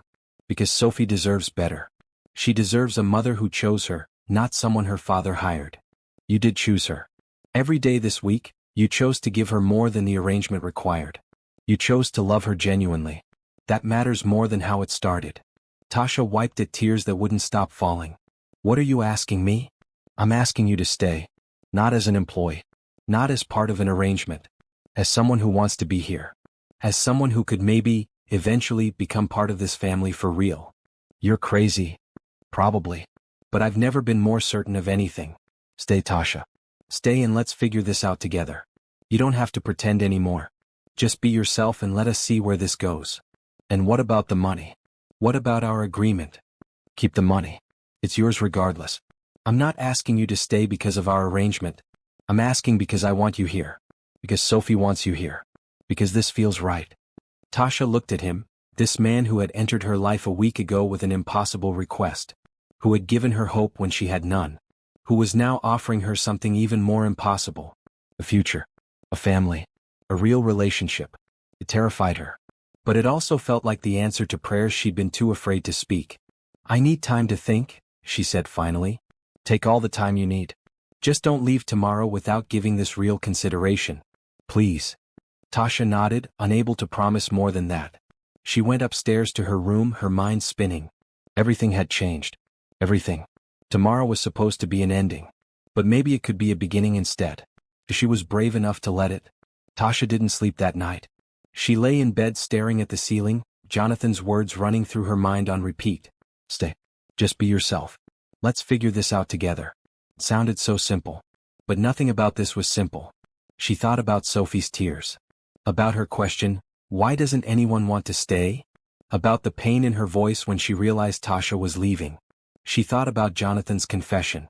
About the sincerity in his eyes. About how he'd said he'd fallen for her. Not for the role she played. For her. She thought about the week. About butterfly facts and birthday cakes. About gala dances and blanket forts. About a little girl who called her mommy and a man who looked at her like she mattered. Could something real come from such an impossible beginning? Dawn broke, painting her room in soft pink light. Tasha had no answers. Just questions and fear and hope all tangled together. She heard Sophie wake up. Heard small footsteps in the hallway. Then her door opened quietly. Tasha? Sophie's voice was small. Are you awake? I'm awake, sweet girl. Come here. Sophie climbed into bed with her, snuggling close. I'm sad. I know. But I don't want to be sad on my birthday weekend. I want to be happy because yesterday was perfect. But I can't stop thinking about you leaving. Tasha hugged her tighter. What if I told you I was thinking about staying? Sophie pulled back, her eyes wide. Really? You mean it? I mean, I'm thinking about it. It's complicated, Sophie. Grown-up stuff that I'm trying to figure out. What's complicated? Either you stay or you go. Staying is better. It is better. You're right. I just need to make sure I'm making the right choice for the right reasons. Sophie settled back against her. Daddy likes you. A lot. I can tell. How can you tell? He smiles more. He laughs at your jokes. He watches you when you're not looking, like he's making sure you're really there. That's how people act when they like someone. I see it in movies. Tasha smiled despite herself. Sophie's observations were too accurate. You're very smart. I know. So will you stay? I'm thinking about it. That's all I can promise right now. Okay. Thinking is good. Daddy thinks a lot too before he makes big decisions. They lay there together until Jonathan knocked on the door. Everyone okay in there? Come in, Tasha called. Jonathan entered, already dressed, carrying a tray. I brought breakfast. Thought we could have a lazy morning after yesterday's excitement. He'd made pancakes, fresh fruit, orange juice. They ate breakfast in bed, the three of them talking about the party, about funny moments and happy surprises, avoiding the elephant in the room. After breakfast, Sophie wanted to play in her room. Tasha and Jonathan helped her set up an elaborate butterfly habitat with her stuffed animals. Then they left her to her imagination. Downstairs, reality awaited. "Have you thought about what I said?" Jonathan asked. "I haven't thought about anything else." "And?" Tasha took a deep breath. "I'm scared. This whole thing terrifies me. We barely know each other. We met under the strangest circumstances. Everything about this is unconventional and potentially problematic. But I can't deny that this week has meant everything to me. That Sophie has completely stolen my heart. That when I think about leaving, I can't breathe properly. That when I look at you, I feel things I haven't felt in years." Hope blazed in Jonathan's eyes. "So stay. It's not that simple. What would this look like? Would I just live here? Would we date? Would we tell Sophie the truth about how we met? What about my mother? What about my life? We'd figure it out. Together. Yes, you would live here. In the guest room for now with your own space. We'd date properly.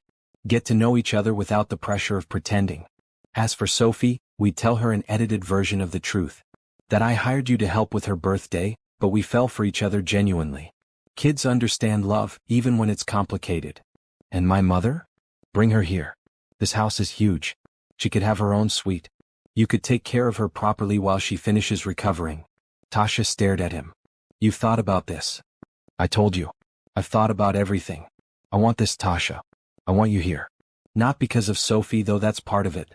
But because you make me happy. Because talking to you is easy. Because I want to know everything about you. Your favorite books, your dreams, what makes you laugh. I want to take you to dinner and hold your hand and see where this goes naturally. What if it doesn't work? What if we try and fail? Sophie would be hurt again. What if it does work? What if we're brave enough to try and we build something beautiful? Sophie would have a real family. You'd have a home. We'd have each other." Tasha felt tears coming again. "This is insane. The best things usually are. I don't know if I can do this." "Yes, you can. You're the bravest person I know. You accepted an impossible job from a stranger. You opened your heart to a child you'd never met. You can do this too." Tasha closed her eyes. Her whole life had been about playing it safe, making careful choices, protecting herself. And where had that gotten her? Sitting on concrete steps with eviction notices, nowhere to turn. Jonathan was offering her everything. Security, love, family. All she had to do was be brave enough to reach for it. "Okay," she whispered. "Okay. I'll stay. I'll try. I can't promise it will work, but I'll try." Jonathan's face transformed with joy. He pulled her into a hug, holding her tight. "Thank you. Thank you for giving this a chance." "We need ground rules," Tasha said, her voice muffled against his shoulder. "We take things slow. We date properly. We don't rush anything. And if at any point this stops feeling right, we're honest about it.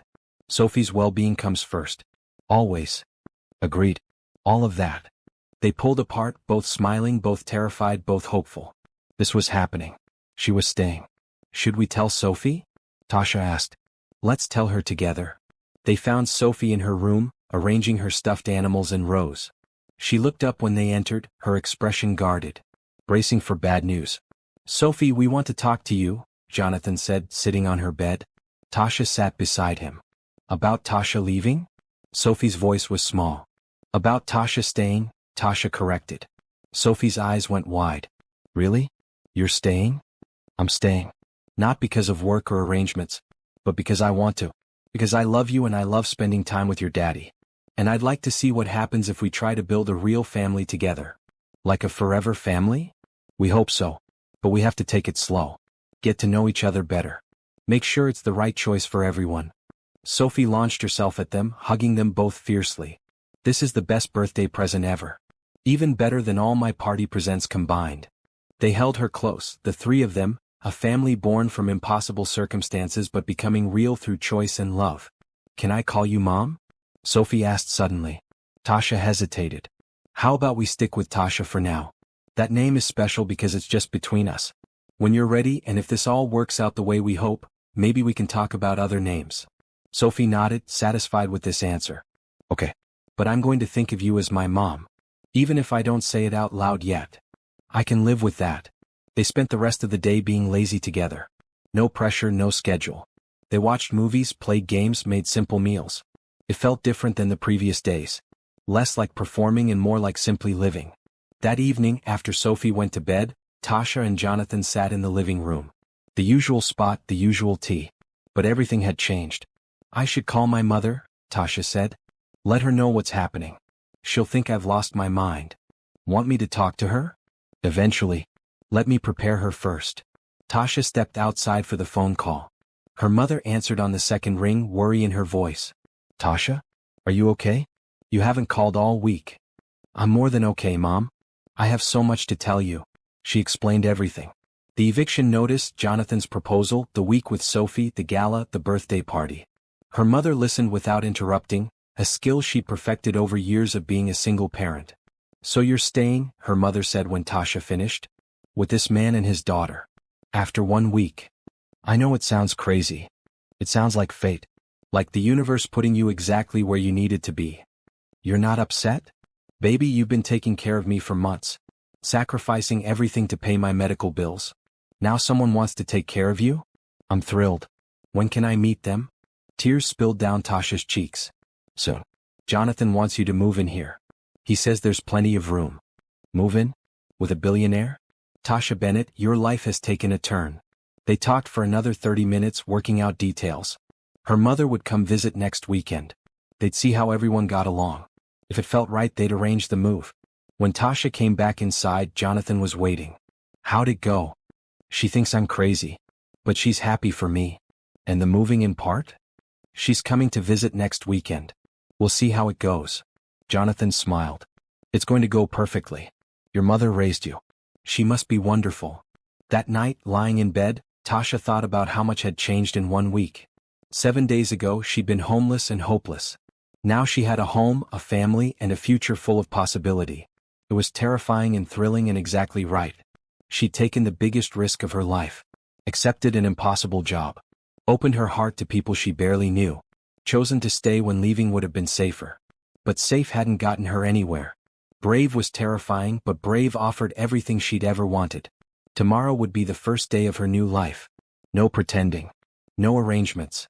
Just her being herself, seeing where love could lead.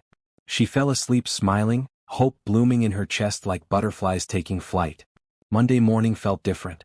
Tasha woke with sunlight on her face and certainty in her heart. She wasn't leaving. This wasn't goodbye. This was a beginning.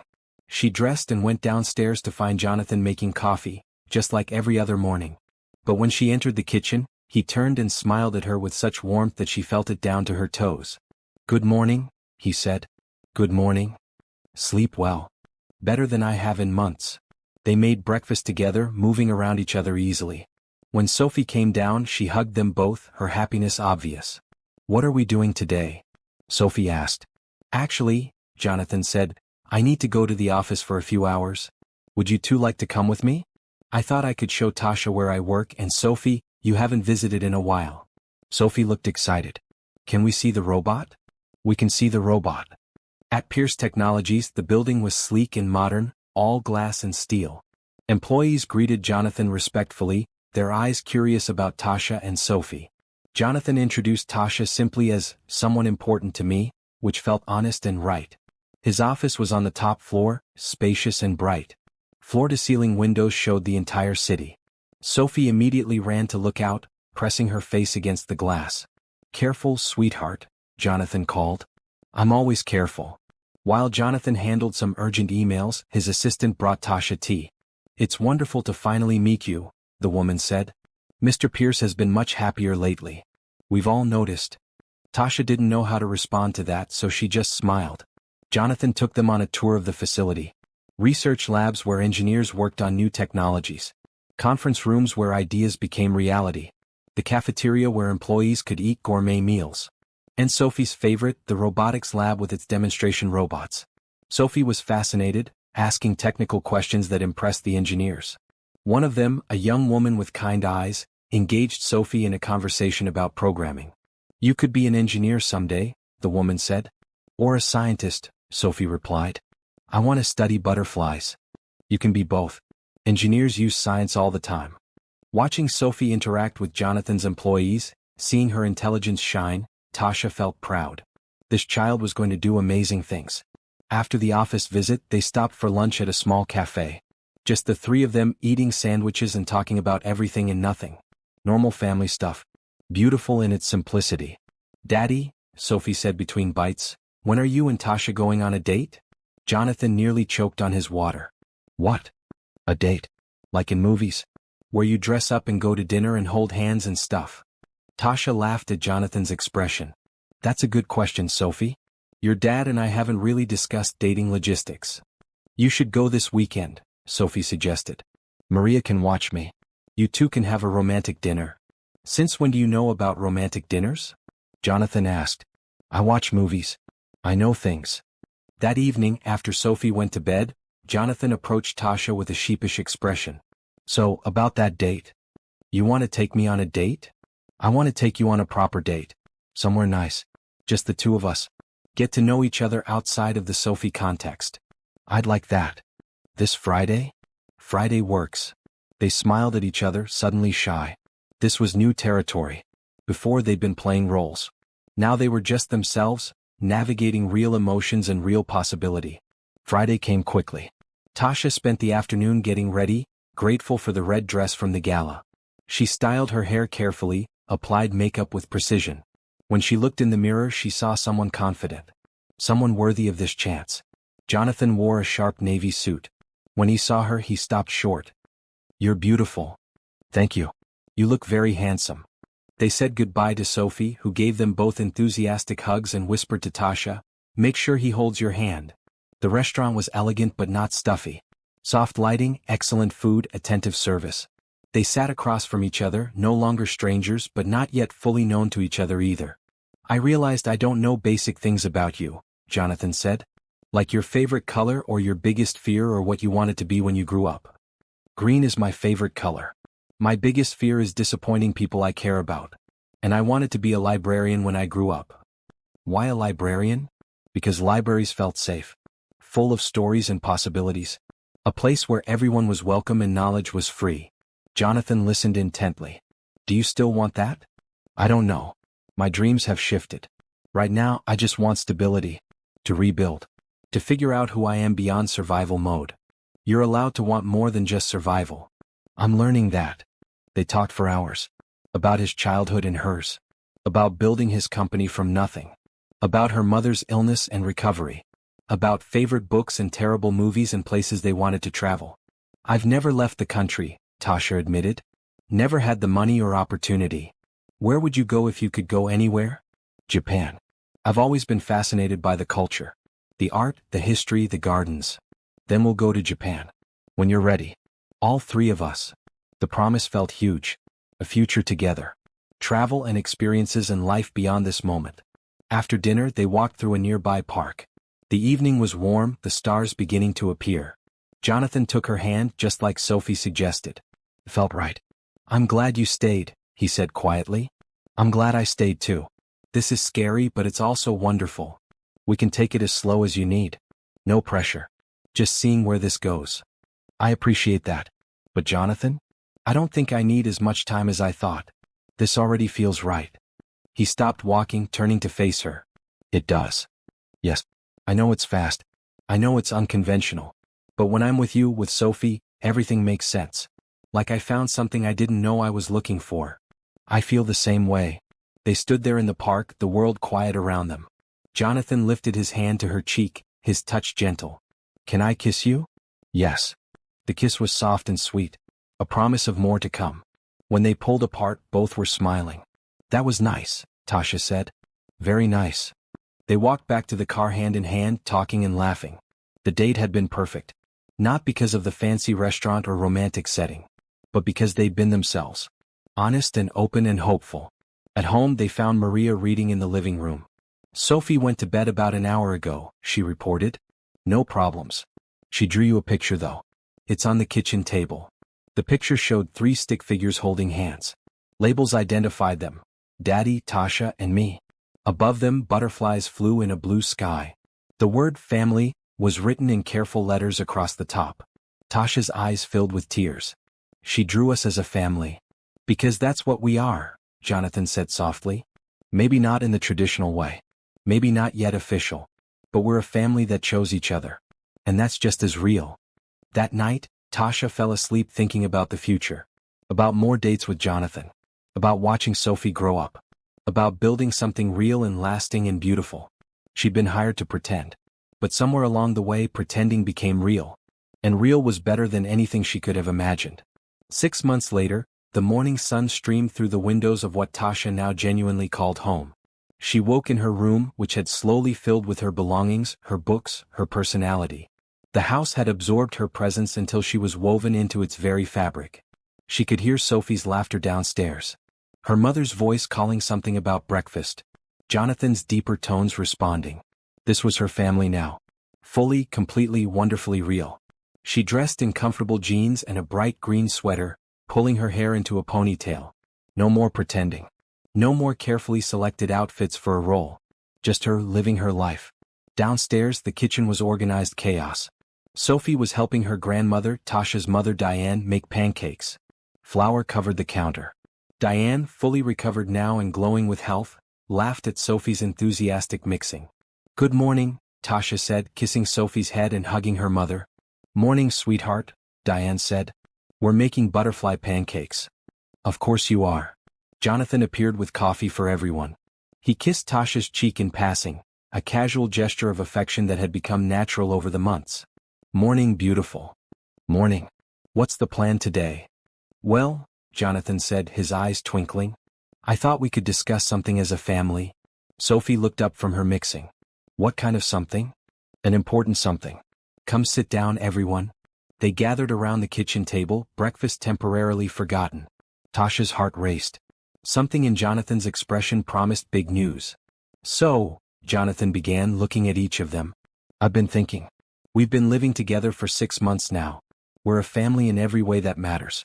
Sophie calls this home. Diane has her own suite and takes care of the house. Tasha and I have been dating and growing closer every day. And?" Sophie prompted impatiently. Jonathan laughed. "And I think it's time to make it official." He turned to Tasha. "I know we've talked about taking things slow. But Tasha, these past 6 months have been the happiest of my life. You've brought joy and light and love into this house. Sophie adores you. I adore you. And I'd like to ask you something." Tasha's breath caught as Jonathan pulled a small box from his pocket. He didn't get down on one knee. Instead, he took her hand across the table, keeping them at eye level. "Equal partners. Tasha Bennett, will you marry me?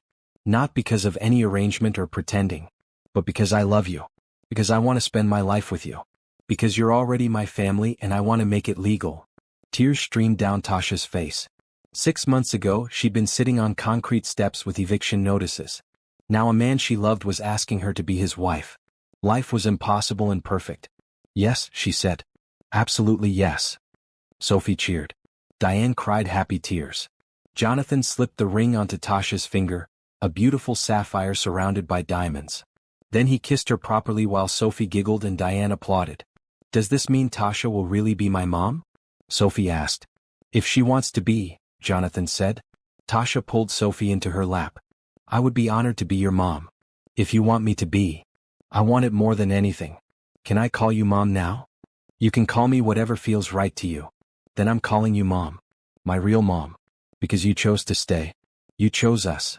They held each other, this family built from impossible circumstances. A man who had been desperate. A child who had needed love. A woman who had needed hope. All finding each other at exactly the right moment. The next few months were a whirlwind. Planning a wedding. Making it official.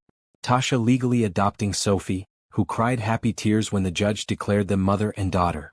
The wedding was small and perfect. Close friends and family only. Sophie was the flower girl, wearing a purple dress with butterfly details. She took her job very seriously, carefully dropping petals down the aisle. Tasha wore a beautiful dress in soft ivory with green accents. Her mother walked her down the aisle, pride radiating from every pore. Jonathan waited at the altar, looking at Tasha like she was everything he'd ever wanted. Their vows were simple but powerful. Promises to love and support. To be honest and kind. To build a family based on choice and commitment. Sophie stood between them, holding both their hands as they became a family in the eyes of the law and their community. At the reception, Sophie gave a speech that made everyone cry. My mom didn't come back, she said seriously. My birth mom left when I was little. But then Daddy found Tasha. And Tasha chose to stay. She chose to love me even though she didn't have to. That's what real love is. Choosing to stay. Later, dancing with Jonathan, Tasha marveled at how much had changed. A year ago, I was homeless and hopeless. And now I have everything. A husband, a daughter, a home, a mother who's healthy. How did this happen? You said yes to an impossible offer. You were brave enough to take a chance. We were both brave. We were. And look what bravery gave us. They adopted 2 more children over the next year. A brother and sister from foster care who needed a home. Sophie was thrilled to be a big sister. The house filled with even more noise and laughter and love. Tasha opened her bookstore eventually. Jonathan helped with the business plan. Sophie helped pick books for the children's section. Diane managed the cafe attached to it. It was a family project, successful and fulfilling. On Sophie's 7th birthday, they had another butterfly-themed party. But this time there was no pretending. Just a real family celebrating together. That evening, putting Sophie to bed, Tasha thought about the journey that had brought them here. About desperate offers and impossible choices. About courage and hope and choosing to stay. Mom? Sophie said sleepily. Will you tell me the story again? About how you and Daddy met. It was Sophie's favorite bedtime story. Tasha had told her an edited version. True in the ways that mattered. Once upon a time, Tasha began, there was a man who loved his daughter more than anything. And there was a woman who needed hope. They found each other when they both needed something. And they built a family based on love and choice and courage. And they lived happily ever after, Sophie finished. Yes, we lived happily ever after. Because they did. Not perfectly. Life was still complicated. They still had challenges and difficult days. But they faced everything together. As a family. As partners who had chosen each other. Tasha kissed Sophie's forehead. Good night, sweetheart. Good night, Mom. I love you. I love you too. So much. She left Sophie's room and found Jonathan waiting in the hallway. He pulled her into his arms. Happy. Impossibly happy. Good. Because this is forever. You know that, right? I know. And I wouldn't want it any other way. They went downstairs to their living room. The house was quiet, the children asleep, Diane in her suite. Just the 2 of them, ending the day the way they'd ended every day for the past year. Together. Tasha thought about that desperate woman on the concrete steps. About the eviction notices and the medical bills and the complete hopelessness. About the stranger who had offered an impossible solution. She thought about saying yes. About being brave. About choosing to stay when leaving would have been safer. That choice had changed everything. Had given her a family. A home. A future full of possibility. Sometimes the best things come from impossible beginnings. Sometimes desperate moments lead to beautiful transformations. Sometimes strangers become family. Sometimes pretending becomes real. And sometimes when you have nothing left to lose, you find everything you've been searching for. Tasha had found her everything. In a little girl who loved butterflies. In a man who valued kindness. In a home filled with laughter and love. She'd been hired to pretend to be someone's wife for 1 week. Instead, she'd become someone's wife for life. And that made all the difference. The end came not with drama but with peace. With contentment. With the quiet joy of a family who had chosen each other. Who continued to choose each other every single day. Because that's what love is. Not just the big moments. But the daily choice to stay. To be present. To build something real from whatever circumstances brought you together. Tasha and Jonathan had built something beautiful. Something that started impossible and became inevitable. Something that proved love could grow from the strangest soil and bloom into the most gorgeous garden. Years later, when people asked how they met, they told a simplified version of the truth. Left out the arrangement and the money. Focused on the connection and the choice to build a family. But sometimes, late at night, they told each other the real story. About desperate offers and brave acceptance. About butterfly facts and birthday cakes. About a week that changed everything. And they were grateful. For the impossible circumstances that brought them together. For the courage to take a chance. For the wisdom to recognize real love when it appeared in unexpected packaging. They lived happily ever after. Not because life was perfect, but because they were perfect for each other. Because they had chosen love when it would have been easier to walk away. And that choice made all the difference.